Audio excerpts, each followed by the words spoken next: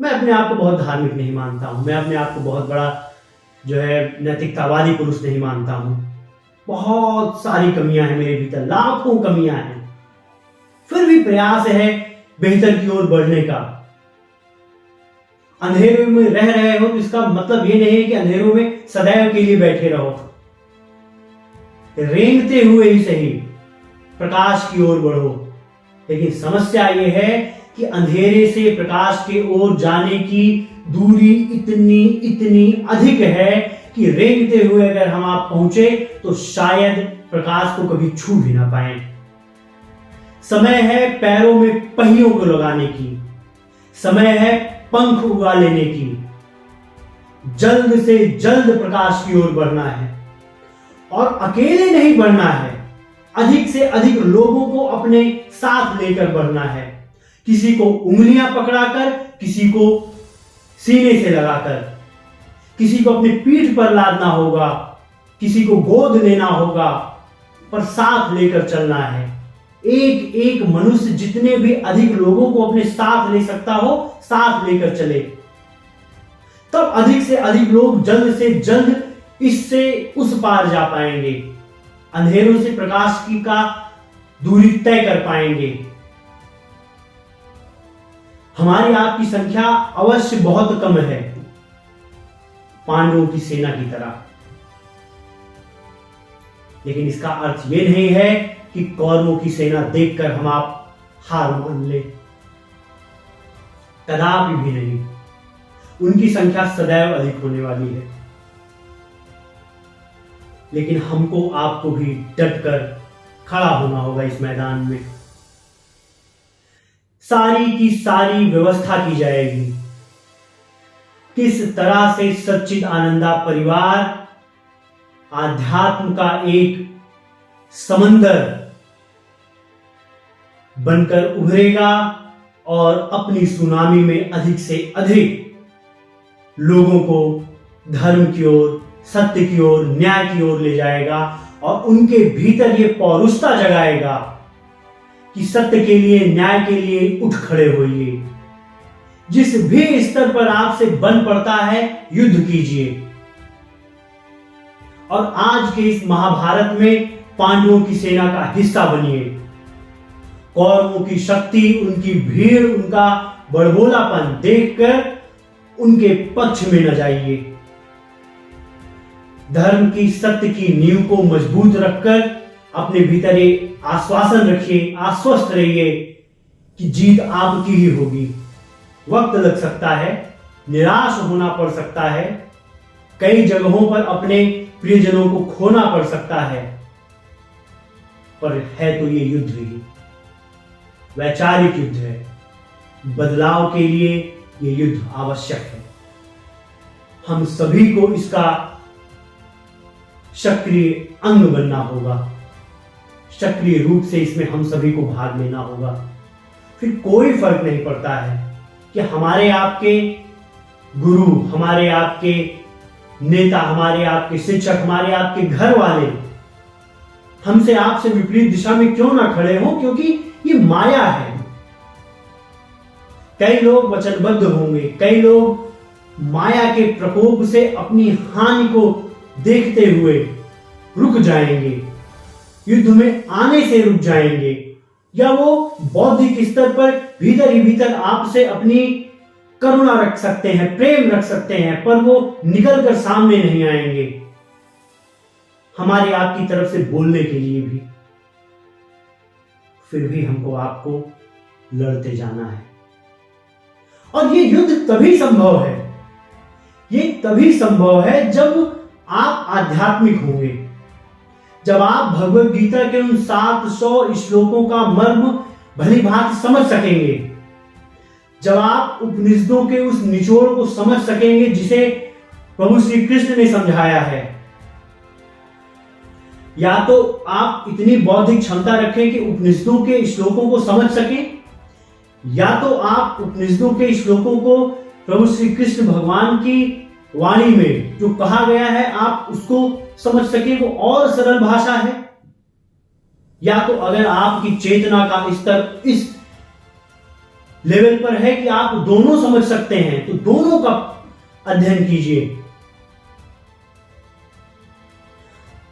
अगर अकेले अध्ययन नहीं होता है तो आइए साथ में मिलकर अध्ययन करेंगे, साथ में मिलकर एक दूसरे की द्वंद्व को समझाएंगे, द्वंद्व को सुलझाएंगे।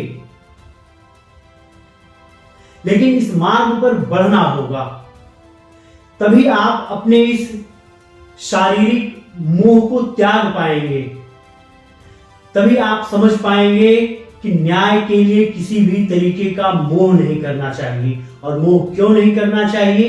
ये आत्मा और परमात्मा का संबंध समझकर ही आप प्राप्त कर सकते हैं। इस मोह से तभी आपको छुटकारा मिल सकता है, किसी भी तरीके के मोह से तभी छुटकारा मिल सकता है जब आप आत्म को ठीक रूप से समझ सकें। आइए आध्यात्म की ओर बढ़ते हैं, आत्म परमात्मा को समझते हैं और इस समाज को एक बेहतर, एक स्वर्णिम युग की ओर ले चलने के लिए, न्याय की, धर्म की पुनर्स्थापना के लिए दुराचारियों से, अन्यायियों से, अधर्मियों से लड़ने के लिए एकजुट हो।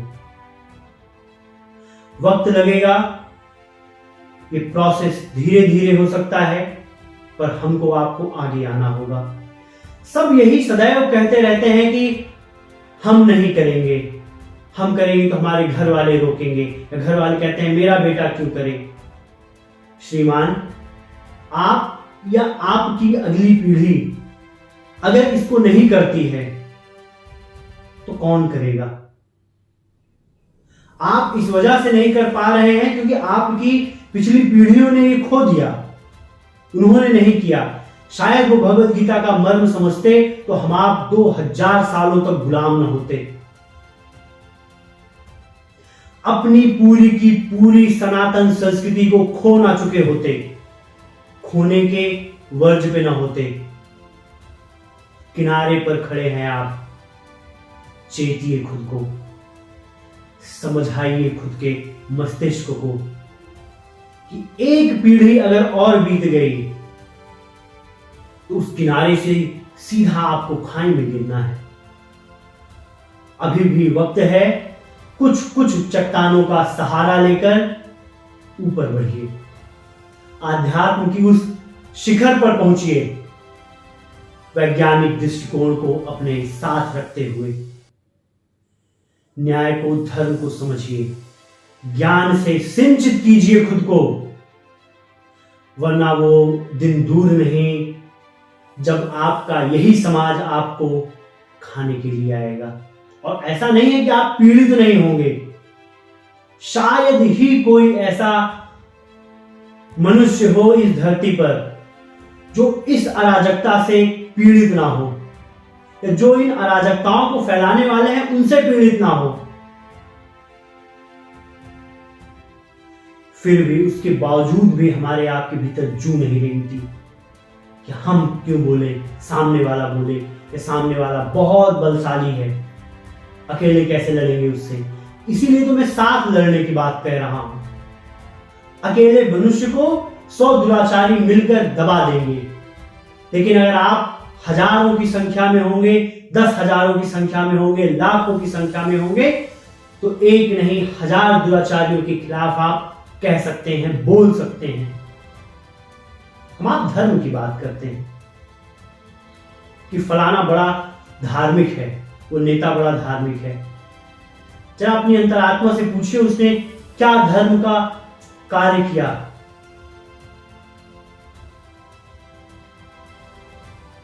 आप जरा उसके जीवन में झांक कर देखिए। आप अपने आसपास के नेताओं के, अपने आसपास के पैदा हुए ब्यूरोक्रेट्स के, पुलिस ऑफिसर्स के, जुडिशियल सिस्टम में काम कर रहे लोगों के जीवन में झांक कर देखिए, कितना धार्मिक कर्म कर रहे हैं वो। क्या वो आज तक किसी की जमीन नहीं हड़पे हैं? क्या वो आज तक अन्यत्र जगहों से वो बेईमानी का धन नहीं कमाए हैं? कितने नेता हैं, सोच कर देखिए। ये धर्म है? आप कितने ऐसे समाज के प्रतिष्ठित लोगों को जानते हैं जो व्यभिचारी हैं, कितने ऐसे लोगों को जानते हैं जो वास्तव में दूसरों के घर की बहन बेटियों के ऊपर नजर रखे रहते हैं, और कितने ही ऐसे दबे हुए लोग हैं जो अपने ही घर के भीतर अपने ही घर की बहन बेटियों के साथ हो रहे अत्याचार और अन्याय के खिलाफ आवाज नहीं उठाते हैं कि कहीं ऐसा ना हो सामने वाला आदमी हमको किसी प्रकार की क्षति पहुंचाए। उसकी दीनता मालूम पड़ती है, उसकी भीतर एक हीन भावना है, वो कमजोर है। क्यों कमजोर है? क्योंकि उसका साथ देने वाले लोग कम हैं। आसपास के लोग, रिश्तेदार ही कहते हैं कि चुप बैठो, आपके घर की इज्जत चली जाएगी। बड़ा खूब कहते हैं, क्योंकि आखिरी में नुकसान तो उस इंसान का ही होगा ना, क्योंकि उसका साथ देने वाले लोगों की कमी है। आप अपने आसपास किसी गरीब आदमी की जमीन कब्जा रहे किसी रसूखदार आदमी के खिलाफ कब खड़े होकर बोले हैं? या क्या आप जानते नहीं कि समाज में ऐसे लोग कौन हैं? उनके खिलाफ ना बोलना भी एक प्रकार से उन्हें मुंह मंजूरी देता है कि कीजिए ऐसे कर्म, हम आपके साथ खड़े हैं, हम बोलेंगे नहीं। महाभारत इस प्रकार से प्रासंगिक है हमारे आपके लिए।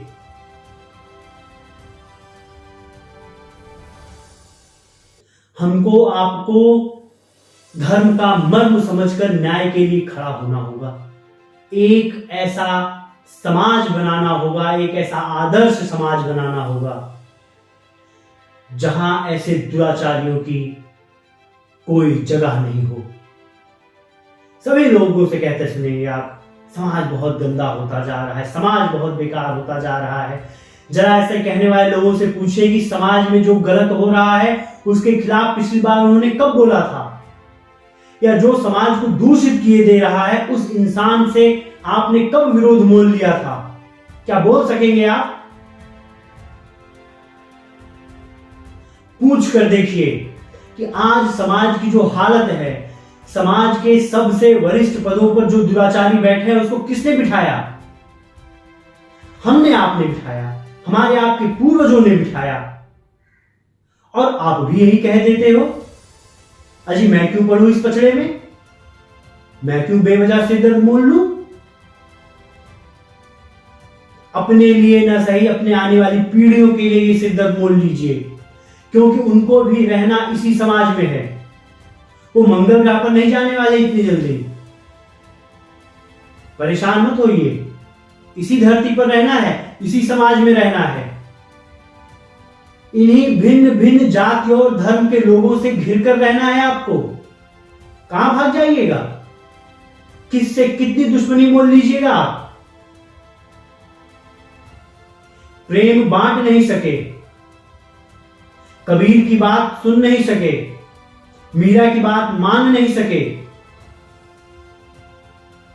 और बात करते हो धर्म की कि हमारा धर्म खतरे में है। धर्म खतरे में तुमसे है, क्योंकि तुम धर्म की रक्षा करने पर नाम पर उसके भक्षक बन बैठे हो।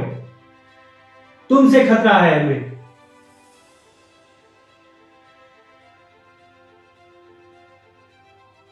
हमको आपको ही खड़ा होना होगा अपने लिए, किसी और के लिए नहीं।